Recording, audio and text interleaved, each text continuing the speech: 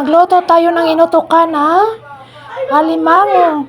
Bali ito guys, ito yung buko na inano ko kanina.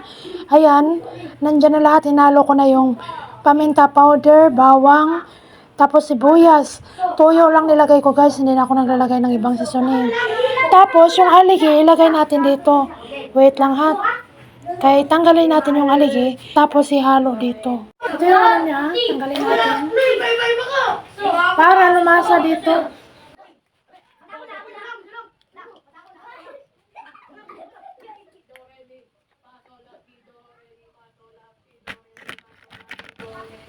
Grabing taba guys, oh.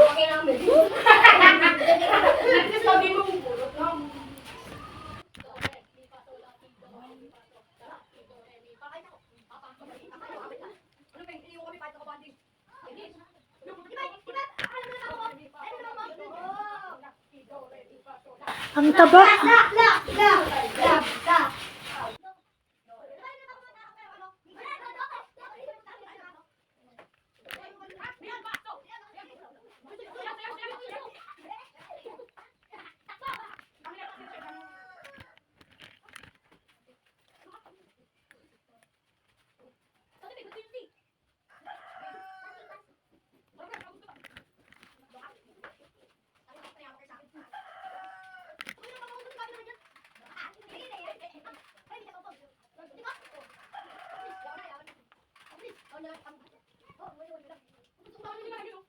Meron tayong dahon ng saging dito, pagbalutan natin sa buko or niyog na may lasa na. Shell ng alimango guys, lagyan natin ng buko, palamanan ba? Kung sa Bisaya, palamanan, ayan no. Lagyan siya para yung lasa niya mag-absorb dyan sa alimango. Dito sa amin, ang daming bata, kaya napapansin nyo, maingay sila. Hindi yan maiwasan dito, kaya pag mag-live, mahirap mag-live dito kasi ang daming bata dito naglalaro.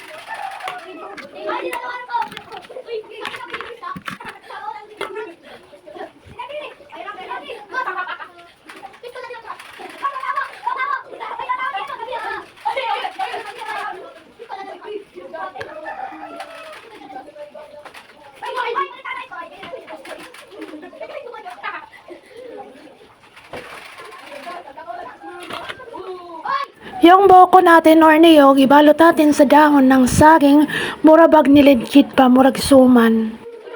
Unya guys, daghan man nga atong pinutos. Ari na lang ta mamawi sa pinutos guys, kaysa alimango kasi tulora ka buok. Kaya ito, patagbog jud mi ani kinananay. Kay baling daghanan ning kuan, murag na po ni kaputos. Nga buko na daghanan na mong buko. Basta lami man pud siya ay ano, sudan murag tinumok.